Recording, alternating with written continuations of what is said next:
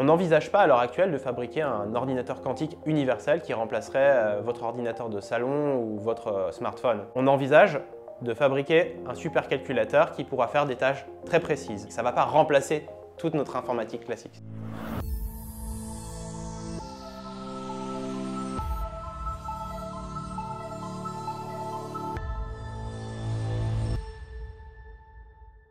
Je m'appelle Landry Breteau, je suis professeur à l'École Polytechnique. Ma recherche, c'est sur le thème des circuits quantiques hybrides et donc on essaye de sonder les propriétés quantiques de petits circuits qu'on fabrique et mesure à très basse température. La mécanique quantique, ça décrit le comportement intime de la nature, c'est-à-dire que ça permet d'expliquer le fonctionnement du monde quand on le sonde dans des régimes un petit peu extrêmes. Extrêmes voulant dire soit à l'échelle microscopique, donc celle des atomes, des électrons, soit quand on va refroidir à très basse température des systèmes un petit peu plus gros. Cette théorie, elle a été développée au début du XXe siècle parce que il y avait des phénomènes qu'on observait et qu'on ne savait pas expliquer. Le rayonnement électromagnétique d'un corps chaud ou le spectre d'absorption des atomes. Un certain nombre de chercheurs à l'époque ont fait un postulat un peu dingue, ils ont dit l'énergie est quantifiée. Ça veut dire quoi? Ça veut dire que la matière peut échanger des briques discrètes d'énergie sous forme lumineuse. C'est ce que Einstein a plus tard appelé les photons. Et donc vous voyez, il y a la notion de quantification mécanique quantique. Cette physique, en plus d'expliquer des phénomènes observés, elle a conduit à des prédictions très bizarres. La superposition d'états, un objet peut être à plusieurs endroits en même temps, un objet quantique, et l'intrication, si on considère deux objets quantiques, ils peuvent être dans un état très corrélé où l'observation d'un objet va avoir une action instantanée sur l'autre objet. Et ces prédictions bizarres, elles ont été mesurées, testées en laboratoire et confirmées. Et depuis environ 100 ans que la mécanique quantique existe, eh bien on ne l'a jamais mis en défaut. La première révolution quantique, elle a opéré dans les années 40 avec l'apparition de dispositifs quantiques comme le transistor, le laser, l'horloge atomique. Ces dispositifs, ils ont complètement changé la face du monde parce que ça a conduit à toute l'informatique moderne, ça a conduit à toute la communication, les systèmes d'imagerie, le GPS. Et ces applications, ces dispositifs, ils reposent sur la quantification de l'énergie et sur des effets statistiques de la mécanique quantique, c'est-à-dire impliquant un grand nombre de particules. Dans un transistor, il y a beaucoup d'électrons, dans un laser, il y a beaucoup de photons. Dans les années 80, on a commencé à sonder des propriétés plus étranges de la mécanique quantique. Ça a été également une révolution conceptuelle. Alors on a déjà parlé de la superposition d'états, de l'intrication, et il y a un autre aspect, c'est qu'on doit renoncer au déterminisme. En physique quantique, une même cause peut produire des conséquences différentes. Plus précisément, si je prépare un système dans un état donné et que je le mesure, eh ben, je peux obtenir des réponses différentes. Pour réussir à mettre en exergue ces effets quantiques étranges, il a fallu être capable d'isoler, contrôler et mesurer des systèmes quantiques individuels. Aujourd'hui, beaucoup de personnes dans le monde essayent d'exploiter ces effets quantiques dans le cadre de ce qu'on pourrait appeler la seconde révolution quantique.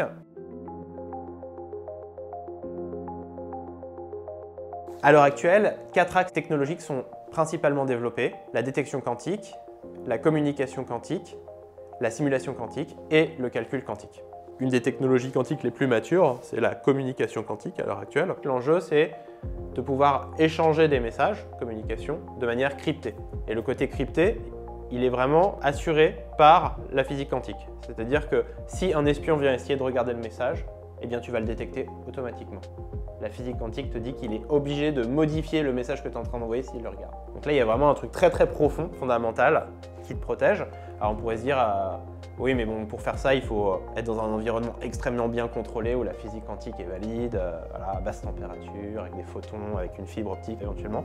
Eh bien les Chinois, il y a 3-4 ans, ont réussi à faire ça en passant par un satellite. C'est-à-dire qu'ils ont fait un protocole d'échange de clés quantiques, de cryptographie quantique entre deux points de la Terre en passant par un satellite. Donc ça, je pense que personne ne pensait que ce serait possible si vite. L'ordinateur quantique, c'est la technologie la moins mature des 4, mais peut-être celle qui le fait le plus rêver. Vous êtes familier avec un ordinateur classique. Un ordinateur classique, c'est un calculateur qui va manipuler des bits d'information. Un bit, ça peut être dans l'état 0 ou dans l'état 1. Mais dans le monde quantique, un bit peut être dans une superposition d'états 0 plus 1. On parle de quantum bits ou de qubits. Alors un ordinateur quantique, qu'est-ce qu'il fait? Il va manipuler plein de qubits dans un état massivement superposé. 0, 0, 0, 0, plus 1, 1, 1, 1. Et pourquoi est-ce que c'est intéressant? Parce que dans cet état intriqué, eh bien, on peut en quelque sorte faire plusieurs calculs en parallèle. Alors ça paraît un petit peu abstrait comme ça, je vais vous donner un exemple. Imaginez que le calcul, le problème, c'est sortir d'un labyrinthe. Eh bien, vous, humain, ou n'importe quel système classique, comment il va faire pour sortir du labyrinthe? Il va tester les chemins. Et à chaque fois, il va arriver à une impasse, puis revenir sur ses pas. Il va tester tous les chemins jusqu'à ce qu'il sorte du labyrinthe. Mais un système quantique, eh bien, peut être dans une superposition d'états, c'est-à-dire il peut être à plusieurs endroits en même temps. Donc il peut aller essayer d'explorer les différents chemins en parallèle. On n'envisage pas à l'heure actuelle de fabriquer un ordinateur quantique universel qui remplacerait votre ordinateur de salon ou votre smartphone. On envisage de fabriquer un supercalculateur qui pourra faire des tâches très précises. Le marché, ça ne va pas être monsieur et madame tout le monde, ça va être plutôt des États, des grandes entreprises. Et on accéderait à ces supercalculateurs vraisemblablement via le cloud. Donc il serait interfacé à des ordinateurs classiques. Ça ne va pas remplacer toute notre informatique classique.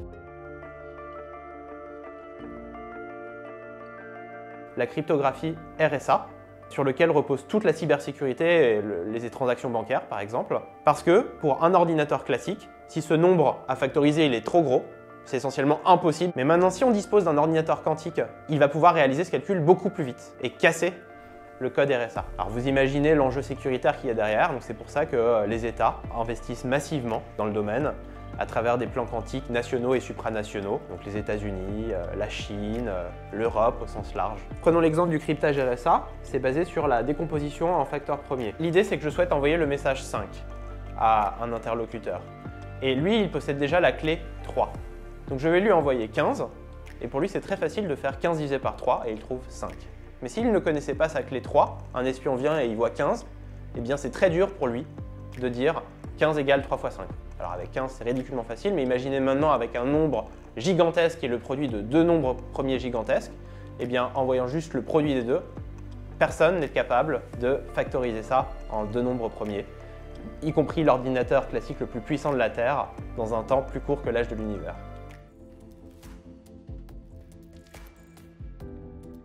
Il faut prendre conscience que les premiers clients de l'ordinateur quantique, ce sera les scientifiques eux-mêmes, les chercheurs eux-mêmes. C'est pour ça que le monde du calcul quantique intéresse énormément de disciplines. La chimie, la science des matériaux, la biologie, la physique bien sûr, l'informatique. Et chacune de ces disciplines, il va de proposer un algorithme qui permettrait de résoudre une question bien précise.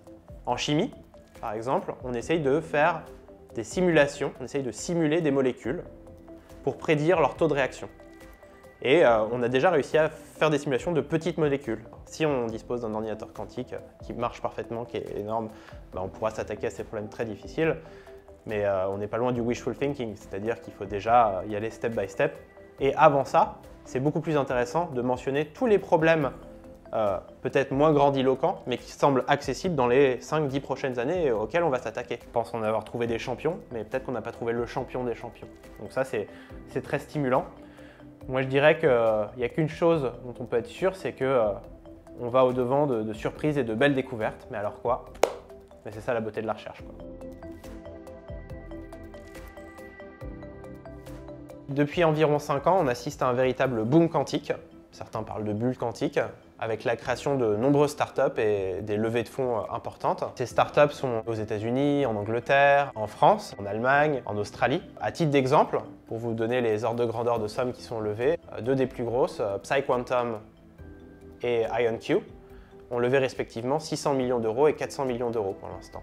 C'est des sommes absolument colossales. L'argent provient du monde privé, mais également des financements étatiques, j'imagine. En tout cas, en France, c'est le cas avec le plan quantique. L'argent est allé vers les startups. Et la startup qui a le plus le vent en poupe d'un point de vue financier en France à l'heure actuelle, c'est Pascal qui vient de lever 100 millions d'euros. Donc ça s'apparente à un labo, mais avec plus de moyens, où ils vont plus vite.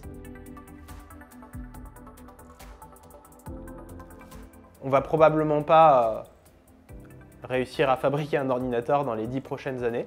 Mais par contre, on peut être certain qu'on va découvrir quelque chose auquel on n'avait pas pensé sur le côté du chemin qui sera super intéressant et potentiellement utile. Ça reste une très belle période pour travailler dans ce domaine-là. Il y a beaucoup d'excitation, ça évolue très très vite. Moi j'ai la version plus chercheur fondamentale, mais je trouve ça très bien que l'écosystème s'enrichisse. Ça stimule tout le monde, ça va vers l'avant. Est-ce que ça va rester pour des usages spécialisés? Le supercalcul, voilà, qui seront très importants et intéressants. Ça, c'est vachement dur à parier. Mais tu vois, la plus grosse révolution je sais pas, des 50 dernières années, c'est quoi? C'est l'ordinateur et Internet qui a changé toute la société. Personne n'avait prédit ça, personne n'avait vu venir ça. Et c'est ça le changement sociétal majeur.